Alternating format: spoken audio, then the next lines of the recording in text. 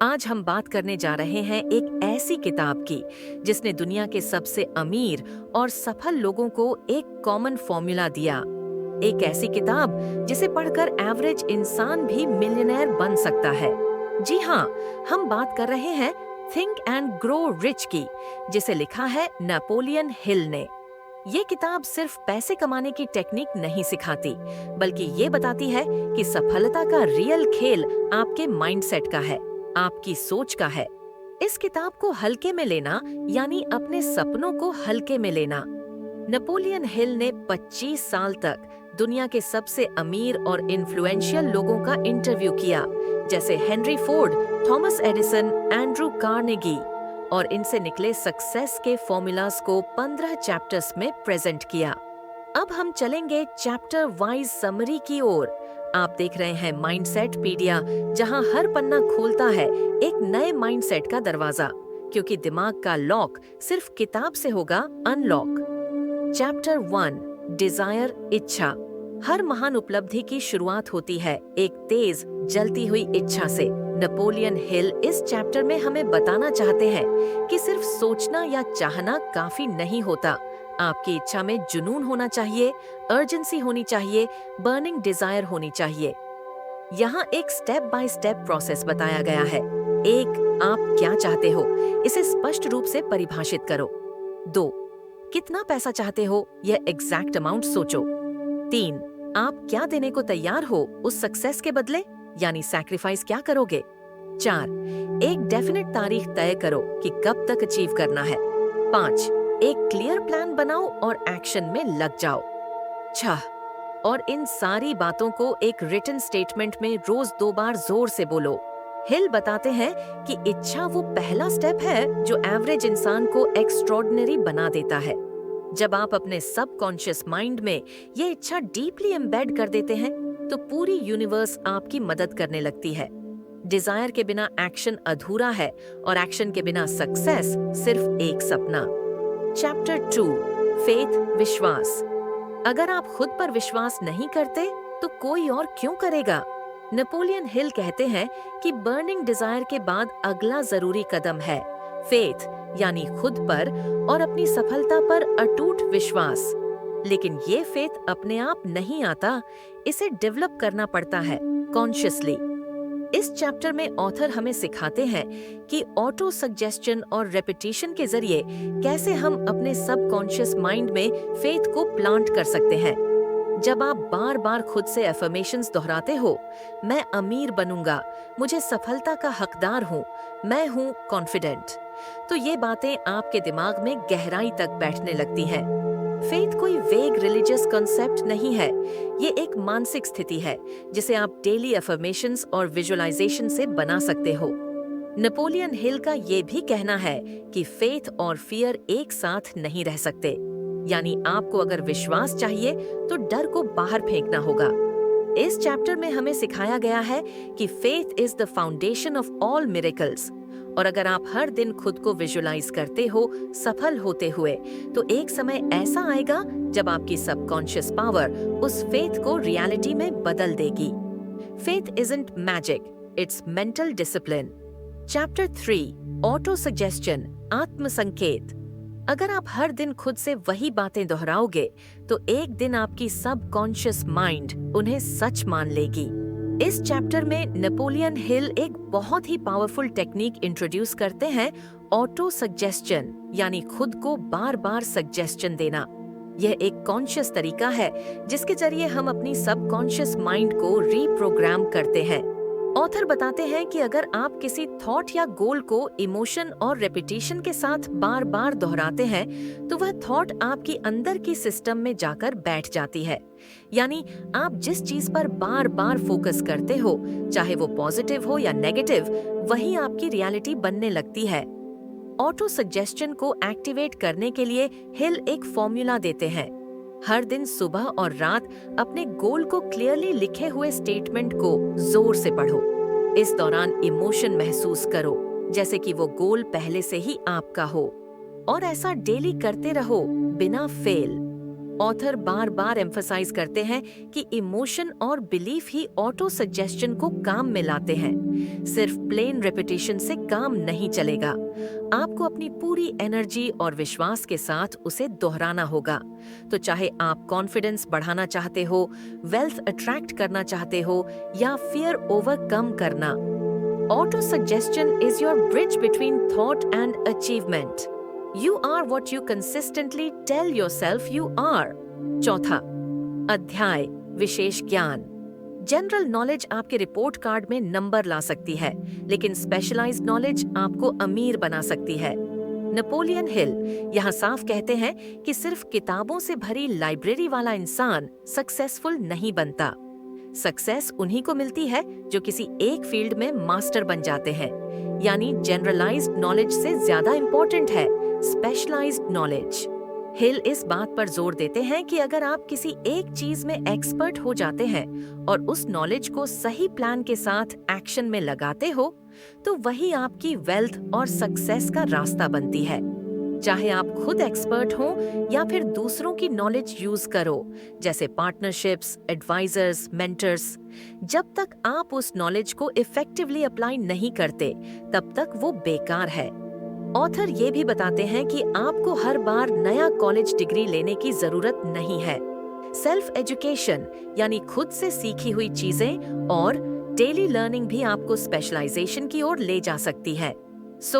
अगर आप एक स्पेसिफिक एरिया में डीप डाइव करते हो और उसमें मास्टर बनते हो, तो वही नॉलेज आपको भीड़ से अलग करता है।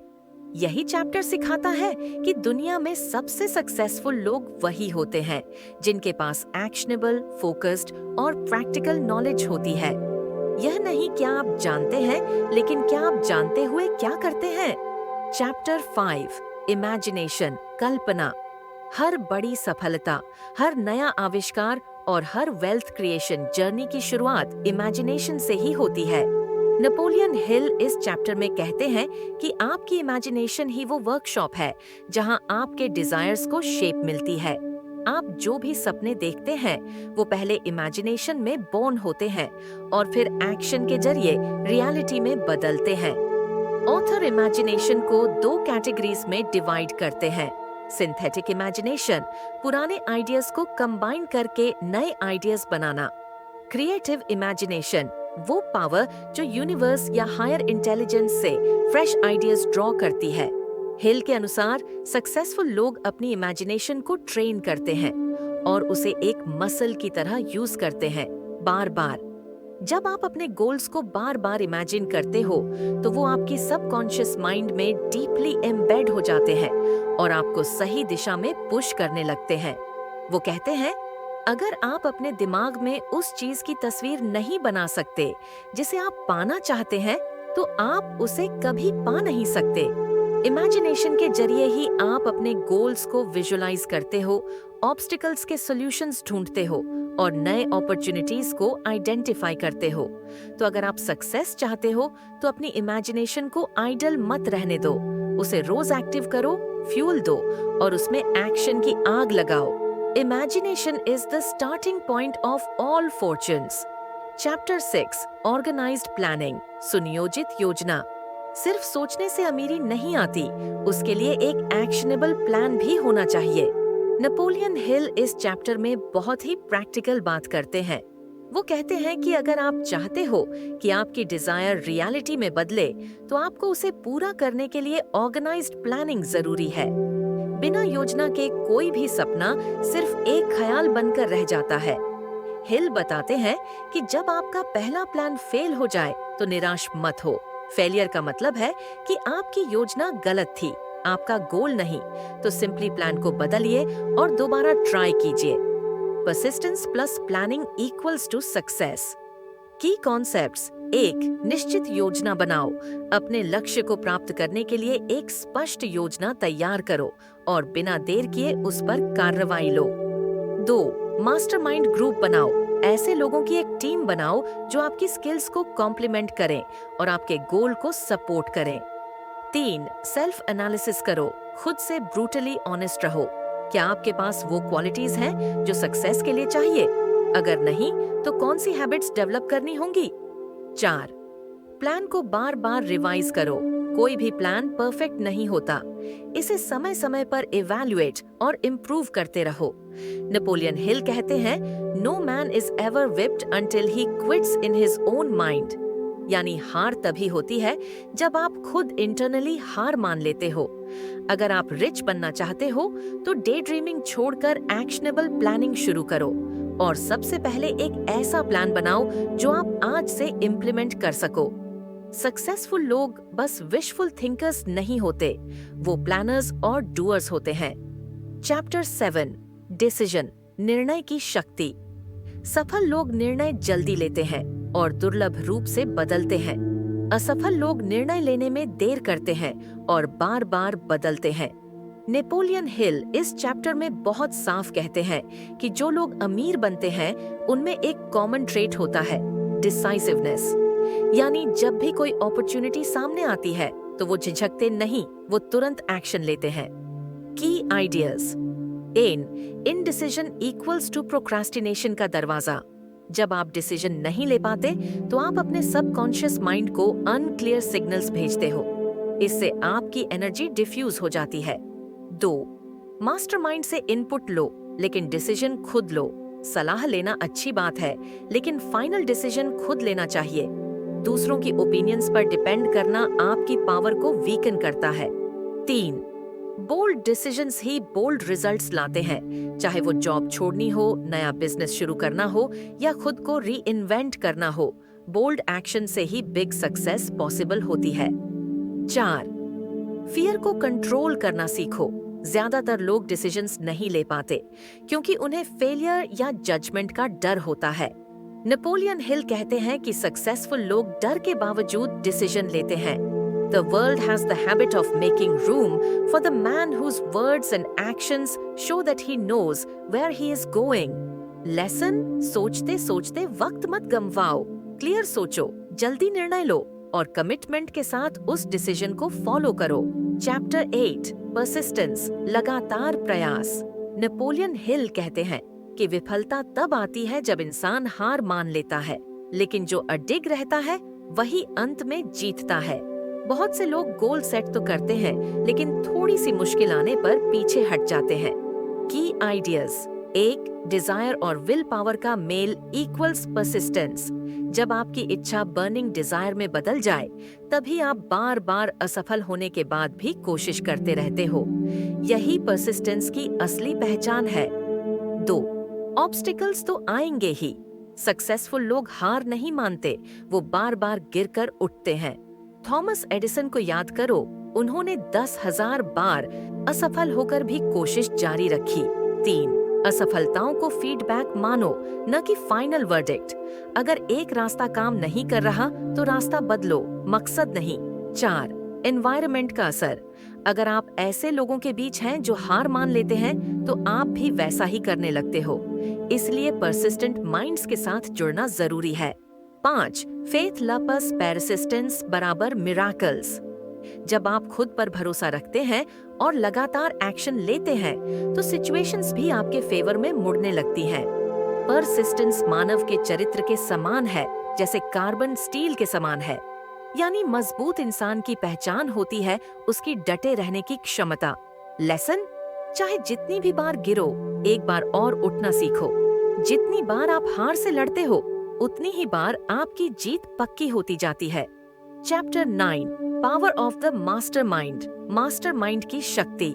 जब 2 या 3 लोग एक समान लक्ष्य और सोच के साथ मिलकर काम करते हैं तो उनकी इंडिविजुअल ताकतें कंपाउंड्स होकर बहुत बड़ी शक्ति बन जाती हैं।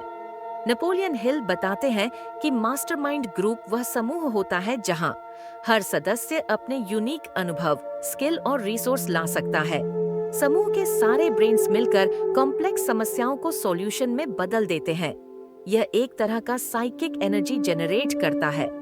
जब एक साथ फोकस्ड माइंड्स काम करते हैं तो उनकी सोच भी ज्यादा पावरफुल होती है। की आइडियाज। 1, choose carefully. मास्टरमाइंड में सिर्फ लाइक माइंडेड लोग हों जो आपका सपोर्ट करें, चैलेंज करें और इनकरेज करें। नेगेटिविटी को वहां नहीं आने दो। 2, शेयर्ड गोल्स। सबका एम सेम होना चाहिए।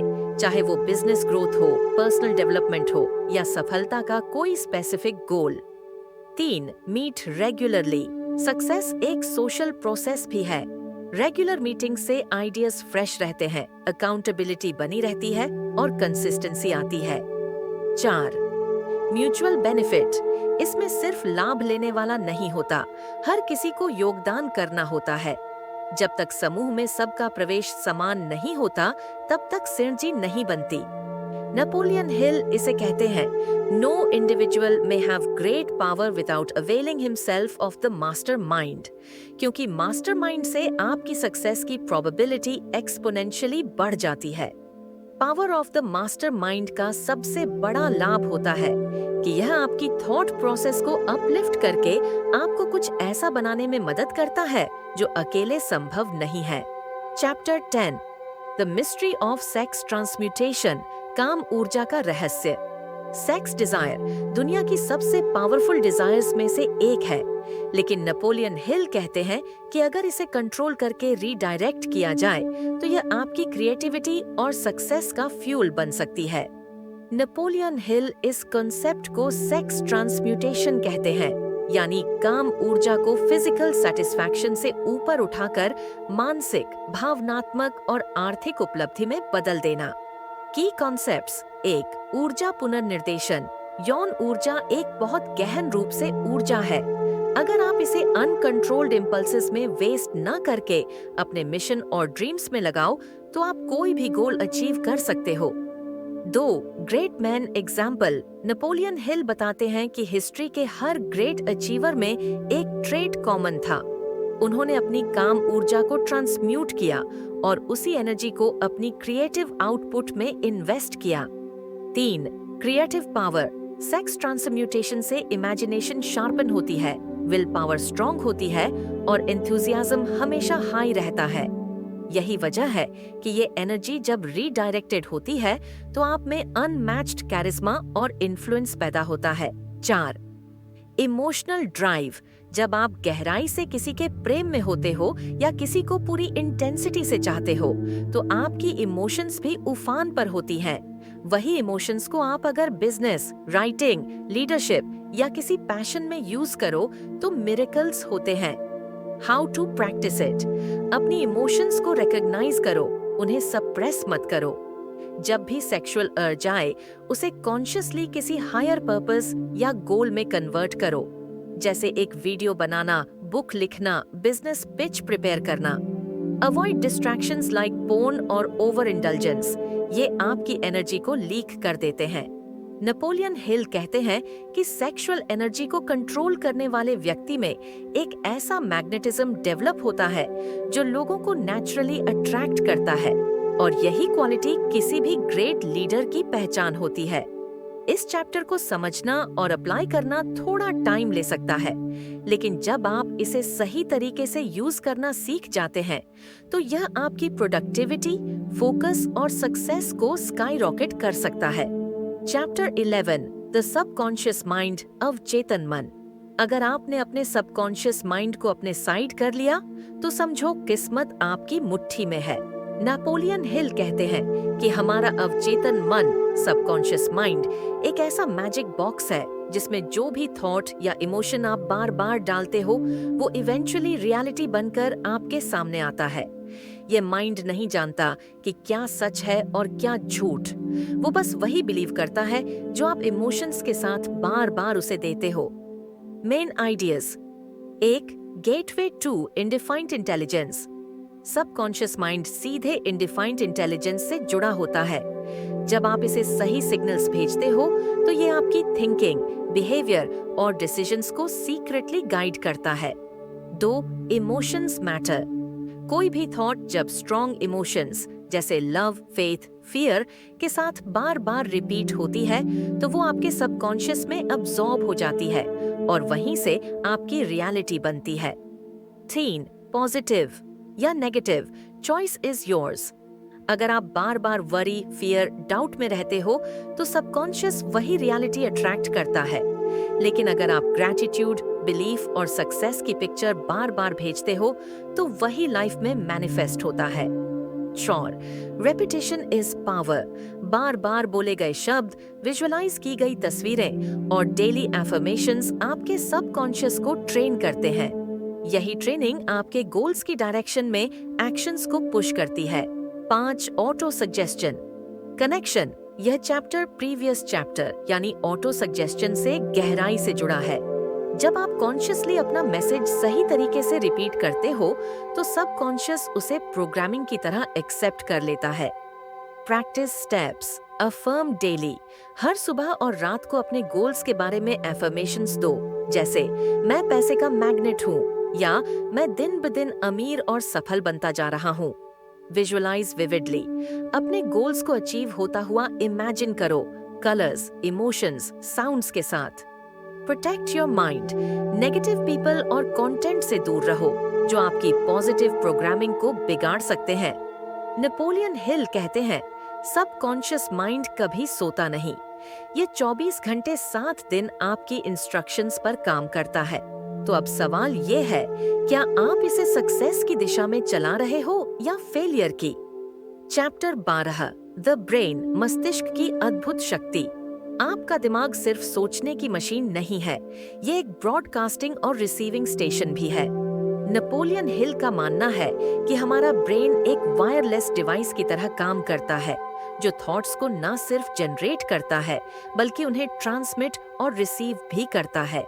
और जब आप इसे कॉन्शियसली कंट्रोल करना सीखते हैं तो आप खुद को दूसरों से एक कदम आगे ले जाते हैं। Main ideas. An the brain as a broadcasting station. हमारे थॉट्स में एक स्पेसिफिक फ्रीक्वेंसी होती है। जब आप किसी गोल या आइडिया पर स्ट्रांगली फोकस करते हैं तो वो थॉट ब्रेन से रेडिएट होती है, जैसे रेडियो वेव्स।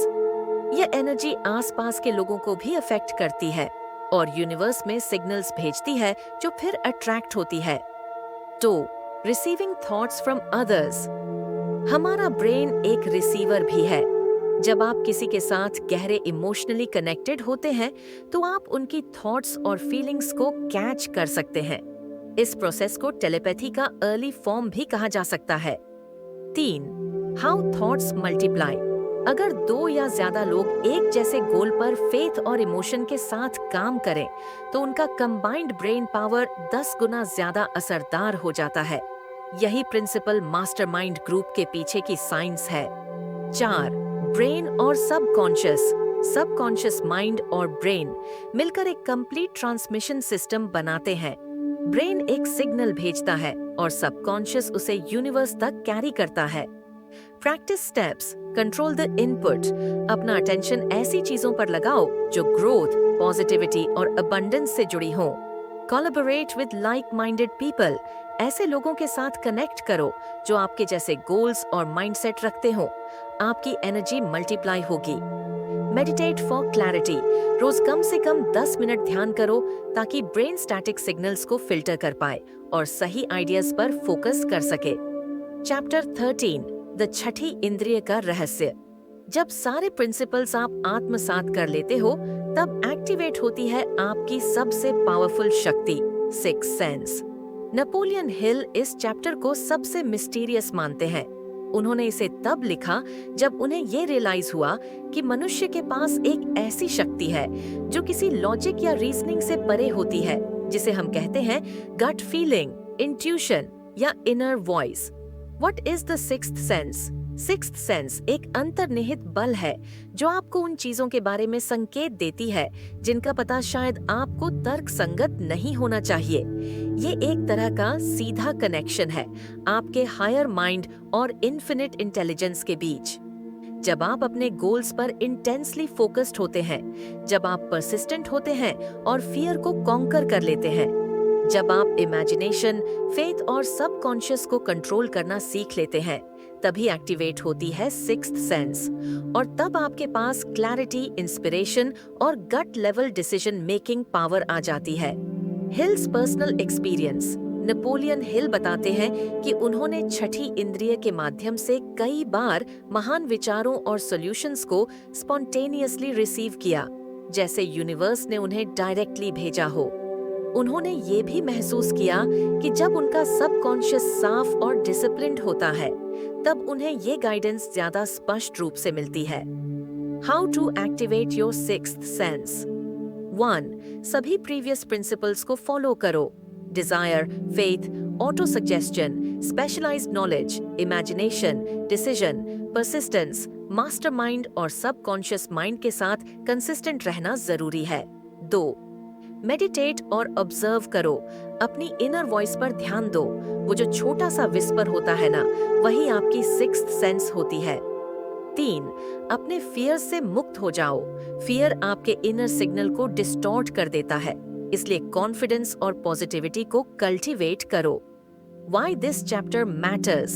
हिल कहते हैं सिक्स्थ सेंस को साइंटिफिकली एक्सप्लेन नहीं किया जा सकता, लेकिन ये सक्सेस के सबसे गहरे सीक्रेट्स में से एक है। जब आप इसे पहचान लेते हो तब लाइफ में मिरेकल्स होने लगते हैं। Right people, right opportunities, right decisions सब नेचुरली फ्लो करने लगते हैं। Final quote, the sixth sense is that portion of the subconscious mind which has been referred to as the creative imagination. It is the receiving set through which ideas, plans and thoughts flash into the mind. अब जब आपने इस किताब के सारे chapters समझ लिए हैं, आपके पास वो ब्लूप्रिंट है जो करोड़ों लोगों ने अपनी लाइफ बदलने के लिए यूज किया है। तो क्या आप तैयार हैं सोचने के लिए, विश्वास करने के लिए और फिर अमीर बनने के लिए? अगर हाँ, तो आज से ही अपने सबकॉन्शियस को ट्रेन करना शुरू कर दो। अपने डिजायर्स को क्रिस्टल क्लियर बनाओ और अपनी सोच की ताकत को अपनी सफलता का हथियार बना लो। और इसी के साथ खत्म होता है आज का सफर थिंक एंड ग्रो रिच की इस जबरदस्त समरी का। अगर आपको ये वीडियो पसंद आया हो तो कमेंट में जरूर बताएं कि इस किताब से आपने सबसे ज्यादा क्या सीखा। आपके इनसाइट्स हमारे लिए बहुत ही कीमती हैं। अगर आपको ये समरी वैल्यूएबल लगी हो तो लाइक करें और अपने दोस्तों के साथ शेयर करें। और हाँ, माइंडसेटपीडिया को सब्सक्राइब करना ना भूलें, क्योंकि दिमाग का लॉक सिर्फ किताब से होगा अनलॉक। मिलते हैं अगले वीडियो में एक नई सोच और एक नई किताब के साथ। तब तक के लिए thanks for watching, keep growing and keep shining.